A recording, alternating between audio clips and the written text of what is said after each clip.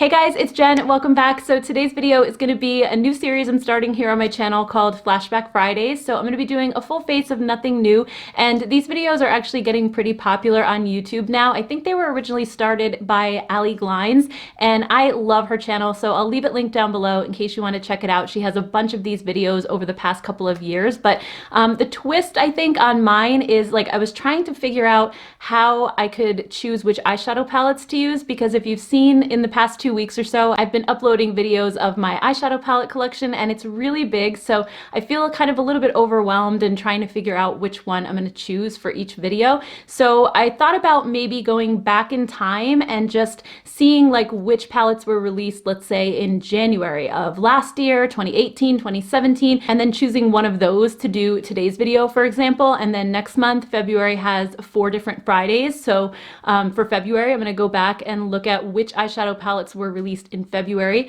And if I have more than 4 of them in my collection, I can always put up a poll on my community tab and let you guys pick which ones you would like to see in the Flashback Friday video. So I'll just pick like the 4 most popular ones. So that's for eyeshadow palette. And then I think for the rest of the look, it's going to be a little bit tricky because I don't have a lot of foundations and concealers and lipsticks anymore. I decluttered all of those last year, and I've been trying to keep those collections really small. So I think it's going to be tough to every single month find one of those that was released during that month, even though that was my initial thought. But like, for example, when I was looking at January, I don't have anything that was released in January over the past couple of years. So I'm just going to pick something that will go with the eyeshadow palette look that I'm going to create. And that way I just have a little bit more creativity and I can just choose the products that I feel like using at the time. So anyway, why don't we go ahead and jump right in and get started. All right, so the palette I chose for today's video is the Too Faced White Peach palette. And funny enough, this was actually released on January 24th of 2018. So 2 years ago to this very day, this palette came out, and I love it. I didn't buy it originally when it first came out. It took me several months because it had so many negative reviews at first, and I'm not quite sure what the issue was, whether it was the formula, or I think it was like people saying that the colors looked chalky on their skin. But then I happened to be in store several months later. I want to say it was over the summer, and when I saw it in person, I just fell in love with these colors. I swatched them. I thought they looked so complementary next to my skin tone. I have a pink undertone and my skin is pretty fair. So I just felt like this was my kind of palette, and I bought it immediately.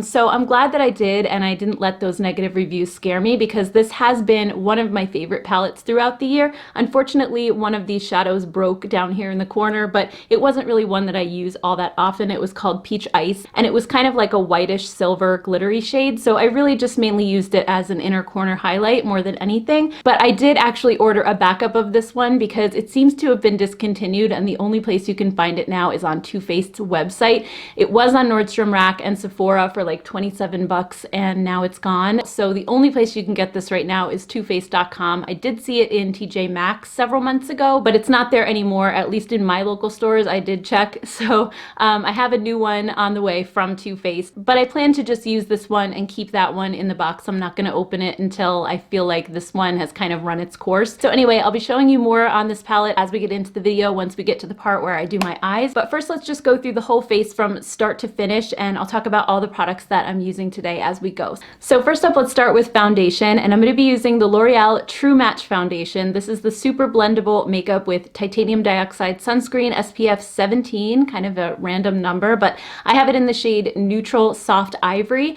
And I saw these back in the summertime when I was at Target, and I remember using this many, many years ago when it first came out. And then I happened to be browsing Target's beauty aisle over the summer, and I saw these again. They had like a really big display, and it just made me remember how much I loved the finish on this one, because it was such a like really natural skin-like finish. It was a very lightweight, fluid texture, and that's pretty much what I'm looking for when it comes to foundations these days. But I'm always on the hunt for new ones, and I never really think to go back to old favorites, and this one was definitely an old favorite. Plus I felt like L'Oreal was a pioneer when it came to really large shade ranges, because back when this came out, drugstore shade ranges were terrible. And when this came out, there were so many different shades to choose from. The whole point of it was that you would get your real true match. And they had all the different undertones with the cool, neutral, and warm. So I ended up getting neutral, which I often do if there is a neutral option, because even though I'm cool toned, if I put a pink toned foundation on my skin, I feel like it just makes me look even more pink, whereas a neutral tone will sort of cancel the pink out a little bit. So anyway, I would say my one complaint with this is the bottle, because it doesn't have a pump. You just kind of have to pour it out, and it pours out really fast because it's a really lightweight liquid. But other than that, I really enjoyed using this over the summer, but I haven't picked it up in a few months, so I was really excited to try this again. So I put a little bit on the back of my hand, and then using my Zoeva 104 buffer brush. I love this foundation brush. It's the one I've been using nonstop lately. So I just dipped it into the foundation on the back of my hand and then started applying it to my face. And I have to say, I was a little bit disappointed in this foundation today. I think because my skin is just so dry right now. At night, it's been getting into the teens here in Connecticut. So I feel like the heat is running all night long and my skin is drier than it's been in a while. So even though I prepped my skin beforehand with a heavy moisturizer and a facial oil, this one still seemed to just cling to dry patches. So that was not the experience I had with it in the summertime when I first bought it. So I think it's just because my skin is so dry right now and this is not helping. I don't think it's a particularly moisturizing foundation, so that's probably part of it. And I've been using my number 7 foundation drops mixed in with like a moisturizer or a primer or something that's like a little bit more friendly to the skin. And just having that custom formulation has really helped me get through the winter a little bit.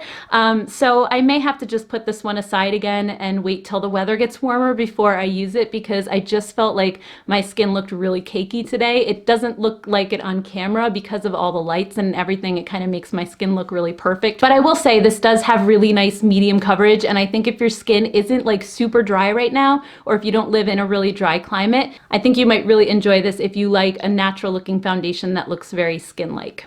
And then for concealer today, I'm going to be using my Maybelline Instant Age Rewind Eraser. This is a classic that I've had in my collection for so many years. I keep repurchasing it just because I love how it looks on my skin. It's just, again, very skin-like, very natural. It says on the package that it's medium to full coverage. I would not call it that at all. I would say it's more light to medium. You can definitely build it up, but I don't like to build it up too much because then it can start to look a little bit heavy under your eyes. But at least for me, because I don't have really dark circles, just a little bit of this I feel like just brightens up my under eye area and makes it look really, really good. And I just love how seamlessly this goes on. I have it in the shade Cool Ivory. I bought this one last time. I had been using the shade Fair, and I noticed that they came out with this one, which was even lighter. And in the lights in the store, this one didn't look quite as pale as it actually does. When I got it home, I was like, okay, this is kind of light for me. So when I put it under my eyes, I think it's like a little bit too light. I mean, it definitely has that brightening effect, but normally I only go maybe like one shade lighter with my concealer. I don't like to do like the super bright under eye. So, you know, I'll use this one up until it's gone. Then I'll probably go back and repurchase my Fair shade again. But anyway, I love this stuff. I have for many years now. And then for bronzer, I'm going to be using the Flower Beauty Heat Wave Luminous Bronzer, and this one's in the shade Sunrise L1. This is a baked bronzer. It has like a marbled finish, and I love how it's more of a cool tone bronzer, so it doesn't show up orange on my skin, but it just gives it that little bit of warmth. So I apply this with a huge fluffy brush. This one is from the BH Cosmetics Marble Brush Set. I'm not sure if it's available anymore, but it's a big fluffy brush, and I don't like to put a lot of bronzer on. I know some people take it and kind of use it as a contour, but I like to just tap it into the powder really, really lightly, and then just put a little on my forehead and then on my cheeks and then down on my chin, kind of in like a number 3 motion, just so that I'm barely getting a little bit of product on there just to warm up my face. I don't want like a heavy bronze look, and especially when you're pale like I am, you don't want it to get too muddy looking, so that's why I just use it really, really sparingly and only put enough on just to warm up my complexion a little bit. And even though this one is called a luminous bronzer, it really doesn't have any like shimmer or sparkle to it, at least that I can tell. It goes on just really seamlessly. I love baked powders, especially like on my dry skin, or if you have more mature skin. I just feel like they're a little bit more friendly and they don't look overly powdery on your skin, which I really love. And then for blush, I decided to use the Too Faced Papa Don't Peach blush. I haven't used this in so long, but I figured since I was doing a peachy eye look, I would go for a peachy blush. And this one actually was released way back in 2009, I want to say, and it sold out, and then it kind kind of never came back, and then they re-released it in January of 2017. I had to look that up. So this is actually a January release too. It came out a year before the White Peach, and I think this launched like with the other Peach Collection stuff. Like they had that trio with the blush and bronzer and highlighter, and the Peach Foundation, I think, and I think they re-released the Sweet Peach palette. So there was like a huge peach launch at that time, and this was part of it. And I absolutely love this blush. I love the tone of it. It's so beautiful. It has just like a hint of gold shimmer to it, but it's not like a sparkly shimmer. It just appears as like a beautiful sheen or glow on your cheeks. So you really don't even have to wear a highlighter when you wear this, just because it gives your cheeks this really pretty subtle glow. And I think the tone is perfect for my skin. It smells like peaches. Actually, when I was applying it today, I just kind of got in like a summertime mood, because I remember using this all throughout the summer that first year when it was released. And just peaches in general make me think of like warmer weather in spring and summer. So I really enjoyed using this today. It's been such a long time since I took this out, so I think I'm going to keep it out and use it a little bit more. All right, so then for eyes, as I mentioned, I'm using the Too Faced White Peach palette. So I'm starting out with the shade Peach Sorbet, which is a really light matte peach, and I love this color as a transition shade. I know when I first started doing makeup, I tended to use really dark transition colors, and then it always left this very obvious line. So I've been trying more and more just to stick within like 1 or 2 shades of my skin tone for the first layer of transition, just so there isn't like a harsh edge there. And this is the perfect shade for that. And to blend it, I'm using my Morphe M330 brush, which is a really nice fluffy blending brush. And then next I'm going in with the shade Peach Suede, which is like a step or 2 darker than that first one. And I'm going to be putting this directly into my crease with the Morphe M506. And this one is a smaller crease brush, so it just lets you put the color pretty much exactly where you want it. So I didn't want it to overlap the shade that I put down originally. I want to keep this one right in my crease a little bit, just to create that gradient effect. And then once I put that in my crease, I took the Morphe M330 brush again and just kind of blended it up into that transition shade, just to make them look a little bit more seamless. Next, I'm picking up the shade Sweet Fig on the Morphe M321 brush and applying it to the outer corner of my eye. This one is kind of like a mauvey gray. It's like a really interesting color, and at first I didn't know if it was going to exactly go with those peachy tones, but I really love the look of these two together. I think it actually creates a really nice contrast, and when you mix the colors together, it just looks really beautiful on the eyes. And also for this look, I'm not really doing the super dark outer corner that I usually do. There really isn't a shade that you can do that with in this palette, so all the looks that you're going to create are mainly going to be very light and kind of airy looks. There is a black, but I don't like using black too much because it's a little bit harder to blend out usually. And then there's also a deep blue shimmer shade in here, but usually I use that one on the lid versus the outer corner. You could do it that way, but I just decided to keep my overall look very light and spring-like today. And then for my lid, I'm going to be picking up the shade Glistening Peach just with my finger and patting that right on. And I actually wet this with a little bit of MAC Fix Plus just to give it a little bit more of a pop, because for some reason this shade in the palette isn't like super creamy. It almost has a little bit of a dry feel to it with the glitter particles that are in the formula. So I just like to wet it a little bit to keep those glitter particles from going everywhere. And I just love this shade so much. It just looks super shiny on the lid, and it's a beautiful kind of pinky peach shade.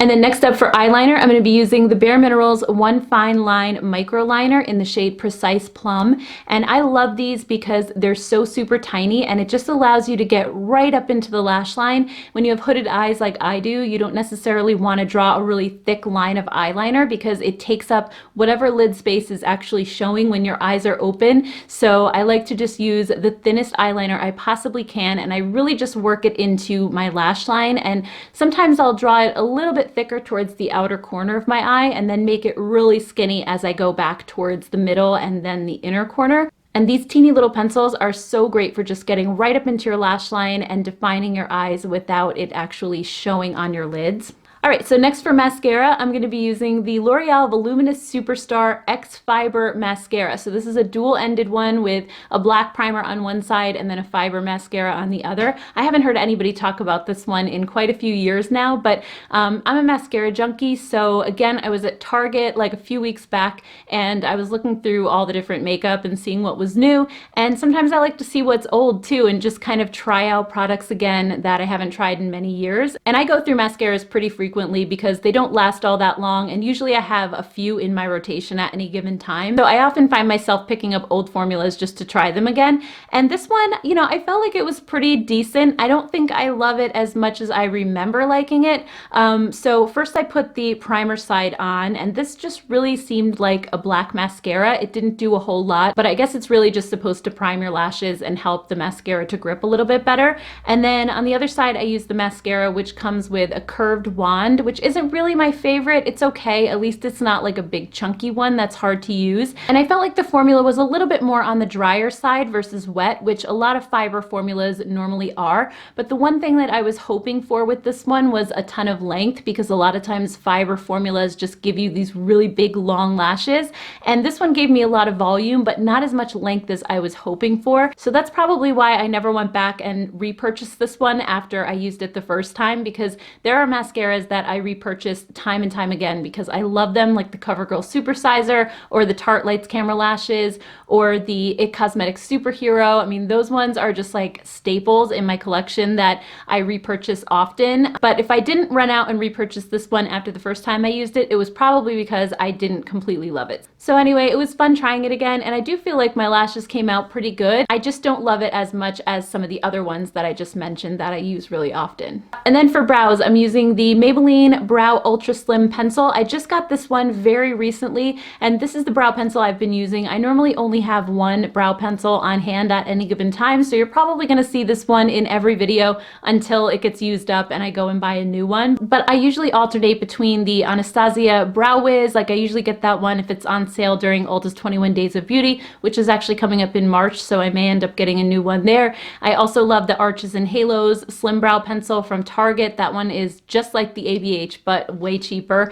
And then every once in a while, if I see a new one pop up, I'll just buy that instead of buying one of the other two and see how I like it. So that's what happened this month. I ran out of my Arches and Halos one, and I saw this Maybelline, and instead of buying that one again, I decided to try this. So this one's in the shade Blonde. I really like the formula of this one. It's not too like stiff and waxy that I feel like I have to press really hard, but it's also not one of those super creamy formulas that I feel like isn't gonna have any staying power. And I really like the color too. It's a little bit lighter than my brows, but I feel like it just kind of tones them down a little bit. I don't like a dark, heavy brow because I have blonde hair. So I feel like the color of this one works really well for me.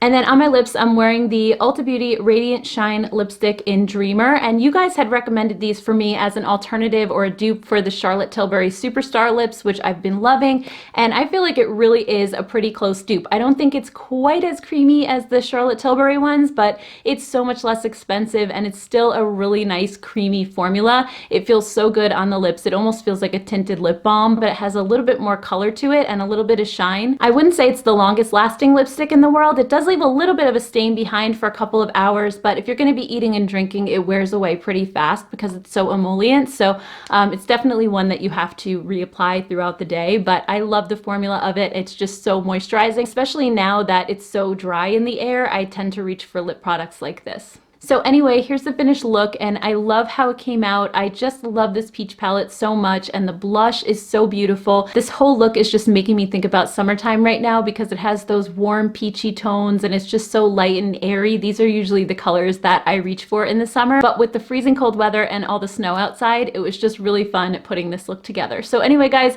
I hope you enjoyed this video and found it helpful. If you did, don't forget to give it a thumbs up. Also, let me know down in the comments below if there's any palettes that you've been loving recently that are older palettes from your collection, things that you've been using like crazy. I would love to hear your thoughts. Thank you all so much for watching. Please don't forget to hit that subscribe button right here in the corner of the screen, and I will see you all in my next video. Bye guys.